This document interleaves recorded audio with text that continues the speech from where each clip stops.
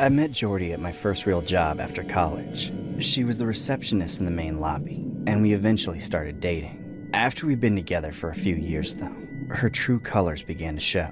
She started displaying manipulative, violent, and, above all, severely mentally ill tendencies. I had to leave. I had no choice. Fast forward a few more years, post the nightmare of the initial split, and I was still being stalked and harassed by Jordy, banging on my door at least once a week, multiple calls every night, and no matter how many times I blocked her, she kept making new accounts. But I eventually managed to get back on my feet elsewhere. And even better, I met someone else, Mirian. She was the complete opposite of Jordy in every way. Caring, reasonable, living a healthy lifestyle, and already the mother of 2 amazing children. Still, Jordy was of course furious I had gotten together with someone else. She started calling Mirian every night just to say the most horrible insults, among many, many other things. See, Jordy went as far as to follow Mirian's kids around. She even tried to pick them up from school one day, which is basically attempted kidnapping. There was also a strong possibility she tried to break into Mirian's house too.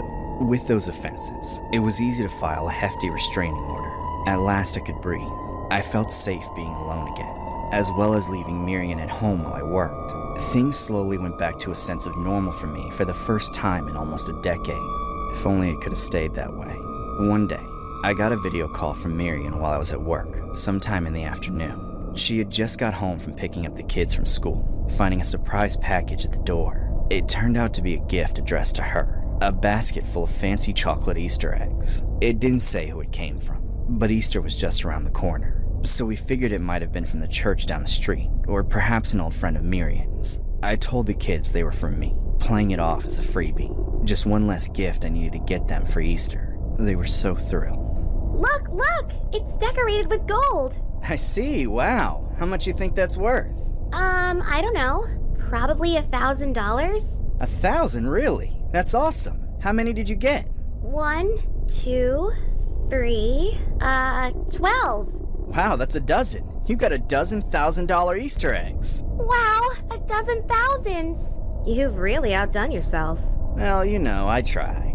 Seriously though, you better get home soon. There's not enough of these crazy creatures running around yet. I need you to help me make a 3rd or 4th. Well, you don't have to tell me twice. During the call, I was occupied with the moment, just feeling the joy of something pleasant happening for once. As soon as I hung up, though, my old sense of paranoia came back.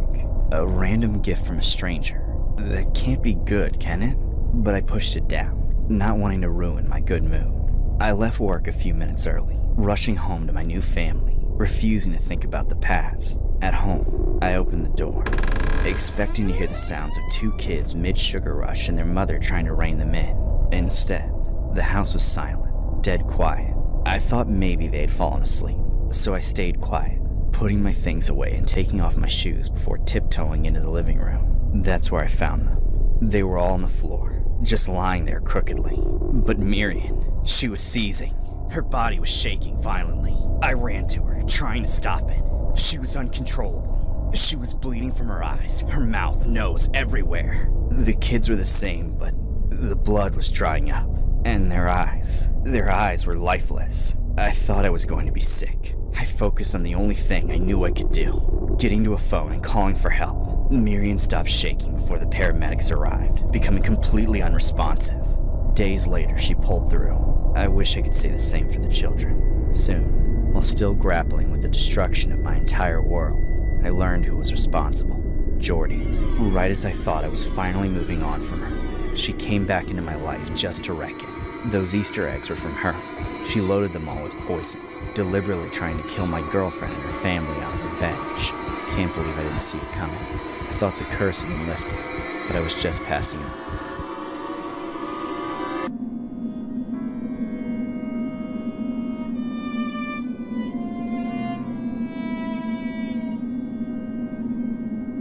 This Easter story was inspired by a horrific incident regarding a 35-year-old woman named Jordalia Pereira Barbosa, who was arrested in Brazil on suspicion of murder, after officials claimed she spiked the chocolate Easter eggs in an act motivated by revenge and jealousy. The eggs were delivered to her ex-boyfriend's new partner, Mirian Lira, who shared them out with her kids. Mirian's son reportedly fell ill immediately after eating the chocolate, prompting his mom to rush them to the hospital. Tragically, the boy could not be saved. Miriam and her daughter Evelyn also became sick and were rushed to hospital and miraculously survived. After the delivery, Miriam reportedly received an anonymous call asking if the package had arrived. Samples of the chocolate have been sent off for forensic analysis to confirm whether it was toxic. Cops arrested Jordalia as she took a bus to her hometown after staying in a hotel 200 miles away where the victim's family lives. Police reportedly found receipts and spoke to Jordalia's ex-partner, which led them to believe she could be involved. Cops also shared CCTV footage showing Jordalia buying Easter eggs while disguised in a black wig and dark sunglasses. Jordalia reportedly confessed to buying the chocolate, but denied loading it with poison.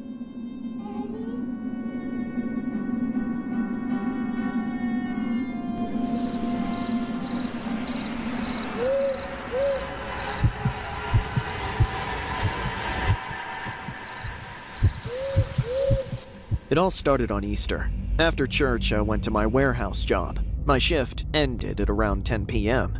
It was completely dark by then, but I still didn't want to ask any of the guys for a ride. I would rather get home by myself. Luckily, the first leg of the trip is easy. There's a bus stop right outside the warehouse, so I waited there. While I was standing around, something caught my eye. Something flashy, lying on the ground. I thought it could be valuable at first, like jewelry maybe. But once I got a closer look, I realized it was just an Easter egg. One of those plastic ones that pop open and usually have candy inside. I would have given it more attention, but just then I saw the bus appear down the road. I popped the egg into my pocket, then got ready to board. Getting off the bus, I began the last leg of my trip home, about a mile walk. If I cut through the nature preserve, I could shave off about 10 minutes. People mostly used it for dirt biking, but that was impossible at night without lights, so it was totally clear. Of course, that meant the whole stretch was dark as hell. No street lights, barely any moonlight thanks to the trees, and a whole lot of shit to trip over. I knew the route pretty well though, as this was probably my 100th time cutting through the woods. And yet, this was my first time I ever encountered another person on the trail. I spotted him about 2/3 of the way through, blocking my path. In the darkness, my eyes played tricks on me. It genuinely looked like a man crossed with a rabbit, but obviously that wasn't possible. It was Easter, so it had to be someone in a bunny costume. Yet, they were alone, stationary, and facing directly at me. I stopped in my tracks and stared, waiting for them to move. I couldn't tell what kind of person was under the costume, but the longer they stood there like that, the more I was sure they weren't right in the head. None of my options were good. I could either A, turn back and take the long way around, getting home almost an hour late, B, try to go around them and test my luck with parts of the woods I was unfamiliar with, or C, head straight for them and hope to slip by. I hated the thought of getting any closer to them, but in my mind, the best decision was the one that got me home the quickest. So, I took C. I began walking toward them again, though quite slowly, figuring they would eventually move out of the way. They didn't. Eventually, I got close enough to tell it was a man. The bunny costume he was wearing was far from a symbol of purity or innocence, but a dirty, ragged mess pulled from a pile of discarded junk. It was too late to turn back, though. I could see the whites of his eyes. He was staring at me. I knew he was probably going to follow me, and had probably planned to from the start. So I needed to be headed toward home, so I could get somewhere secure. But I was too scared. When I got about 20 feet from him, I couldn't force myself to go forward anymore. My legs locked up, outright refusing to go through with my plan. Now, I was just a weak toss away from this freak, only realizing in that moment he was holding his hands behind his back. Depending on what he was hiding, my fate was already sealed. He didn't look like the talking type, but it was my last chance of getting out alive. Hey, dude. I think Easter's over. You can, go home? Maybe change out of that costume, you know?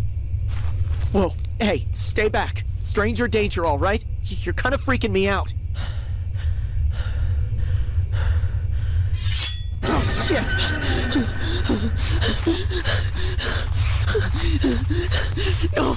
No, please, no! Get away!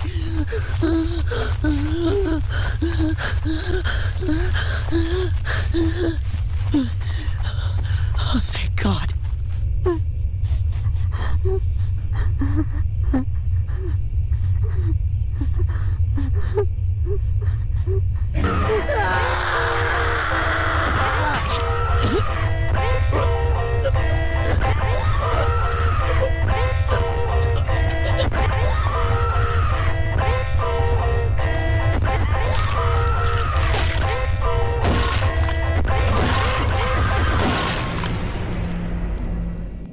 The concept is loosely tied to the Bunny Man urban legend from Fairfax County, Virginia. In the original 1970s sighting, a man in a bunny suit reportedly threatened people with an axe, but modern horror films have evolved the weapon to a chainsaw for increased cinematic gore.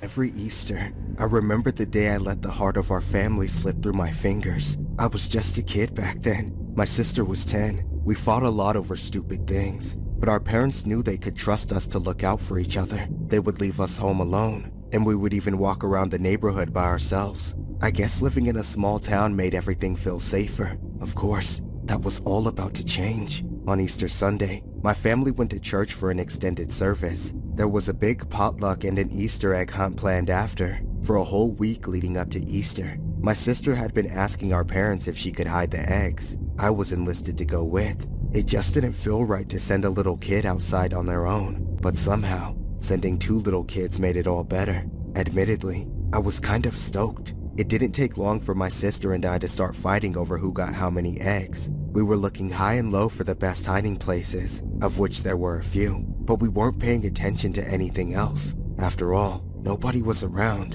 And then, at the same exact time, my sister and I stopped dead in our tracks. One of the cars was moving, slowly creeping through the parking lot. A large black SUV headed right for us. As naive kids, our first thought was that somebody was trying to cheat at the egg hunt. My sister clutched the basket to her chest, and I stood in front of her, as if to somehow conceal the location of the last one we hid, or how many were left. Within seconds, the SUV was almost on top of us. Then it lurched back before becoming motionless.